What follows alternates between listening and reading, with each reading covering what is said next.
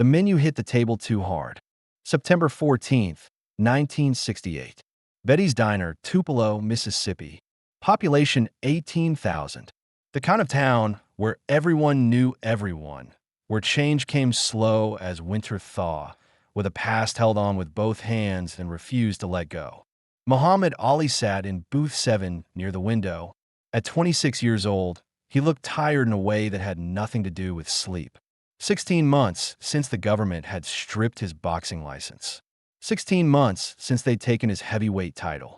16 months of exile, of speaking at colleges for pennies, of watching other fighters make millions while he was banned from the only thing he knew how to do.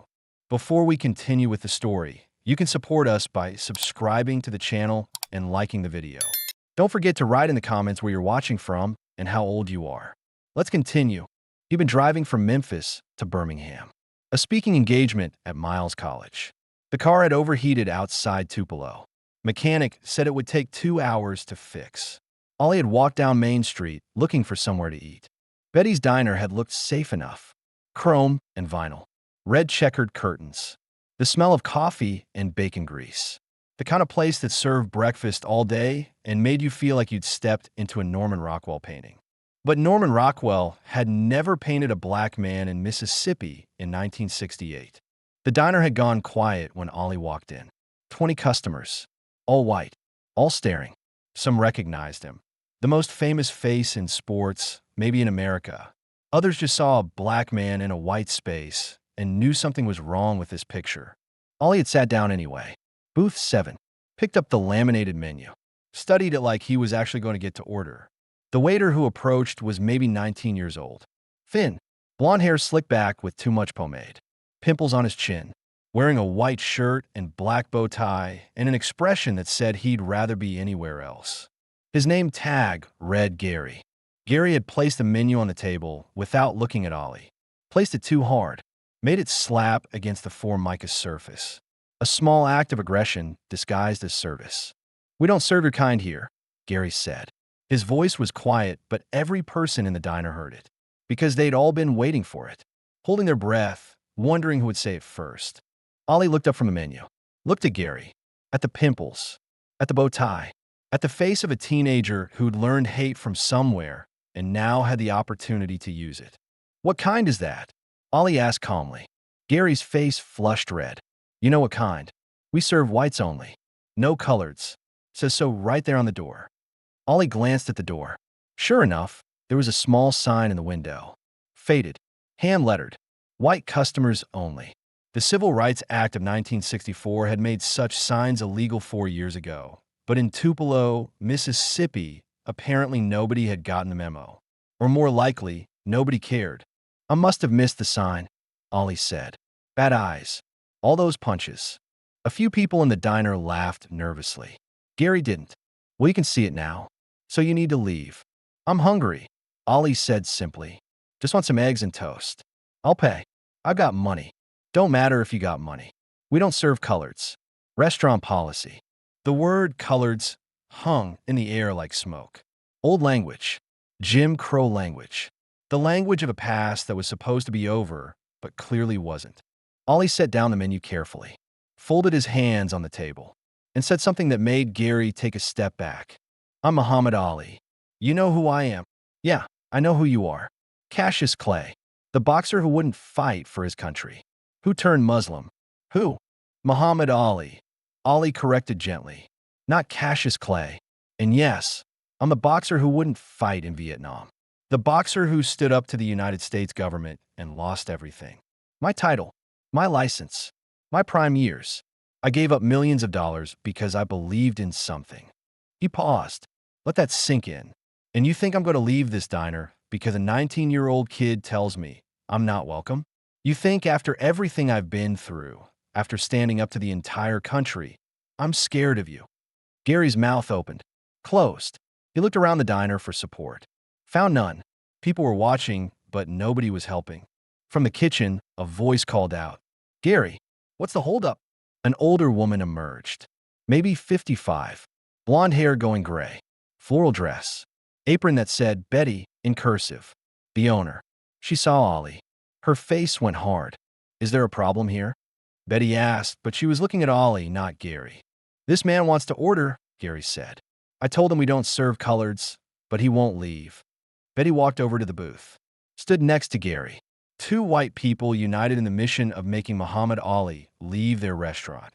Sir, we have a policy. Whites only. If you want food, there's a place for colored folks on the east side of town. Willie's Barbecue. They'll serve you there. But I'm here, Ali said. And I'm hungry here. And your diner serves food. So serve me food. I can't do that. Can't or won't. Both. Betty crossed her arms. This is my establishment. I decide who I serve. And I'm deciding not to serve you. The diner was absolutely silent now. 20 people frozen. Some looked uncomfortable. Some looked angry at Ollie for making a scene. A few, just a few, looked ashamed. Ollie looked at Betty, at Gary, at the 24 white faces watching to see what would happen when the famous Muhammad Ali was told to leave a diner in Mississippi. Then he said 5 words. 5 words that made the entire diner freeze. 5 words that would be remembered in Tupelo for the next 50 years. I'll wait here all night. Betty blinked. What? I said I'll wait here all night. You want me to leave? I'm not leaving. You'll have to drag me out. Call the police. Make a scene. But I'm not leaving. Because I'm tired of being told where I can and can't go based on the color of my skin. I'm tired of being treated like I'm less than human. And I'm especially tired of it in 1968, for years after the Civil Rights Act made this discrimination illegal. His voice was calm. No shouting. No anger. Just absolute certainty. So here's what's going to happen. Either you serve me food, or I sit here. All night, if necessary. And every customer who comes in will see Muhammad Ali sitting in booth 7, refusing to leave. They'll see you refusing to serve me. And they'll have to decide what kind of people they want to be. The kind who support discrimination or the kind who don't. Betty's face had gone from hard to panicked. This wasn't how this was supposed to go. Black people who were told to leave were supposed to leave. That's how it had always worked. You told them no, and they went somewhere else, and everyone pretended the system was fine. But Muhammad Ali wasn't leaving. I'll call the sheriff, Betty said, but her voice had lost its conviction. Call him. Tell him Muhammad Ali is refusing to leave your diner. Tell him you're violating federal law by discriminating against me. See what he says. Maybe he arrests me. Maybe he arrests you. Either way, this becomes a story, and stories have a way of spreading. Gary was looking increasingly uncomfortable. He whispered to Betty, Ma'am, maybe we should just… No, Betty said sharply, but she didn't sound sure anymore. A new voice spoke up from across the diner. Give him some damn food. Everyone turned. The voice belonged to a black man sitting at the counter. Early 30s. Thin. Wearing work clothes. He'd been sitting there the whole time, head down, trying to be invisible. But now he was looking directly at Betty. You served me, the man said. 10 minutes ago. Pour me coffee. Took my order. Served me eggs and bacon. So don't tell me you don't serve coloreds. You do. You just don't serve them when other white folks are watching. Betty's face went white, then red. Jerome, that's different. You work at the mill. I'm what? A good Negro? The right kind of colored. Jerome stood up. He was shaking, clearly scared but pushing through it. You serve me because I keep my head down, because I don't make trouble, because I pretend everything's fine. But it ain't fine, and I'm tired of pretending. He walked over to Ali's booth, extended his hand. Sergeant Jerome Washington, 101st Airborne, 2 tours in Vietnam. I fought for this country, for the freedom you're denying him right now. Ali shook his hand. His expression had shifted. Surprise. Respect. You served in Vietnam? Yes, sir. Came home in '67. Been working at the lumber mill ever since. And eating at this diner because it's close to work, and Betty here pretends she's not racist when it's just me and no other white customers around to judge her. Betty looked like she wanted to disappear. Jerome, please. No. Jerome's voice was firm. You want to call the sheriff? Call him. Tell him you're refusing to serve Muhammad Ali, the man who gave up everything to stand against that war. Tell him you're also refusing to serve a Vietnam veteran who fought in the war Ali opposed. See how that looks in tomorrow's paper. The genius of it hit everyone at once. If Betty called the sheriff, the story would be, Restaurant owner calls police on Muhammad Ali and Vietnam veteran. There was no version of that story where Betty came out looking good. A woman at table 3, middle-aged, church dress, big hair, spoke up. Betty, just serve him. This is ridiculous. Stay out of this, Margaret. I will not stay out of it. This is shameful. It's 1968, not 1948. The law says you have to serve everyone regardless of color. And even if it didn't, it's just common decency. He's a human being. He's hungry. Serve him. A man at the counter nodded. Margaret's right. This is embarrassing. Another voice. Just give him some egg for God's sake. The diner was turning. The silent majority who'd been willing to let discrimination happen as long as they didn't have to participate were suddenly finding their voices. Because Muhammad Ali sitting there, calm and resolute, refusing to move, it made neutrality impossible. You had to choose. Support Betty or support Ali. Support discrimination or oppose it. There was no middle ground. Betty looked around her diner. At the customers. At Gary, who looked like he wanted to crawl under a table. At Jerome Washington, the Vietnam vet she'd been serving secretly for months. At Muhammad Ali, sitting calmly in booth 7, hands folded, absolutely unmovable. She'd lost. She knew it. The question now was whether she'd lose gracefully or make it worse.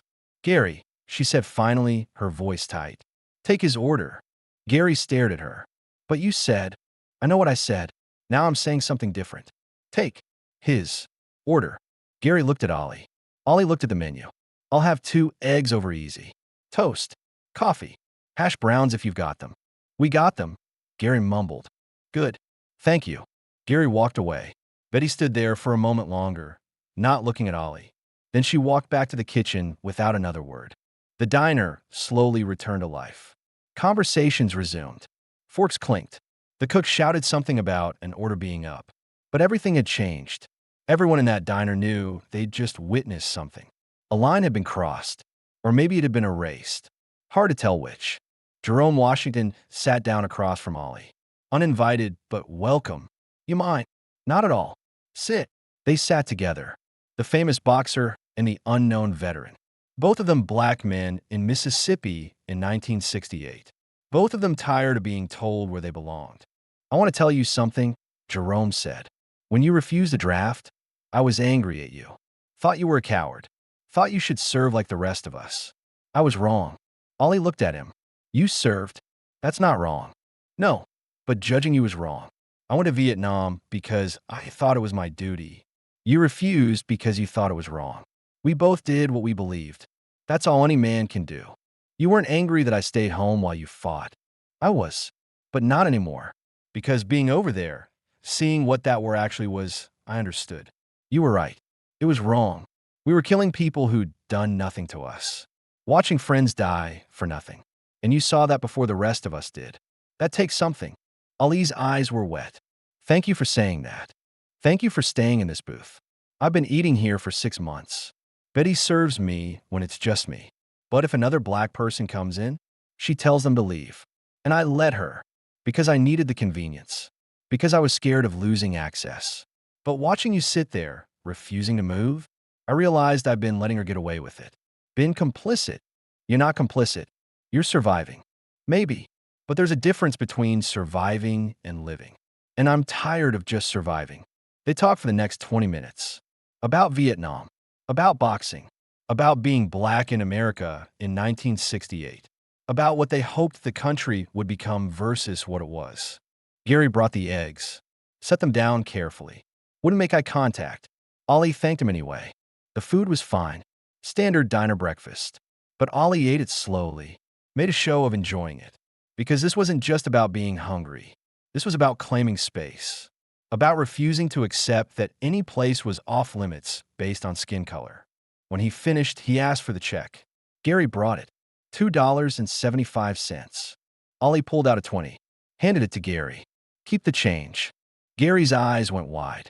That's a $17 tip for a $3 meal. I know. You earned it. I didn't earn it. I told you to leave. I was rude. You were scared. Ollie interrupted gently. Scared of your boss. Scared of losing your job. Scared of going against how you were raised. I understand that. But you still took my order. You still served me. That's growth. That's worth something. Gary looked like he might cry. He took the 20 with shaking hands. Thank you, Mr. Ollie. I'm sorry. I'm really sorry. Apology accepted. Now let me ask you something. Why did you tell me we don't serve my kind? Because that's what Betty told me to say. Why I got hired. She said if any colored folks come in, tell them we don't serve them. Did you ever question that? Gary looked at his feet. No. Why not? Because everyone says it. My parents, my friends, everyone in this town. It's just how things are. How things are, Ollie repeated. Not how things should be. Not how things have to be. Just how they are. And you never thought about whether how things are is wrong. I guess I didn't think about it at all. Start thinking about it, Ollie said. Because the world's changing, Gary. And you can change with it or get left behind. Your choice. Gary nodded, walked away with the $20 bill clutched in his fist. Ollie and Jerome stood to leave together. As they walked toward the door, several people in the diner said goodbye. Not everyone, but enough. A few even said thank you. At the door, Betty was waiting. She looked exhausted, defeated, but something else too. Something that might have been shame. Mr. Ollie, she said quietly, I need to apologize. You don't need to do anything. Yes, I do. What I did, refusing to serve you, enforcing that policy, it was wrong.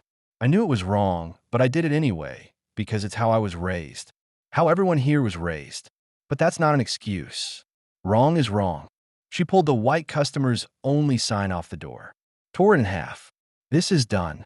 Anyone who wants to eat here can eat here. No more discrimination. I give you my word. Will you keep that word? Ollie asked. I don't know, Betty said honestly. I'll lose customers. White folks who don't want to eat with black folks. But I'll gain customers too. And more importantly, I'll be able to look at myself in the mirror. That's worth more than money. Ollie extended his hand. Betty shook it. Her hand was trembling, but her grip was firm. Thank you for not making this easy, Betty said. For not leaving when I told you to. For making me face what I was doing. You're welcome. Now follow through. That's the hard part. Ollie and Jerome walked out together into the September afternoon. The mechanic shop was visible down the street. The car would be ready soon.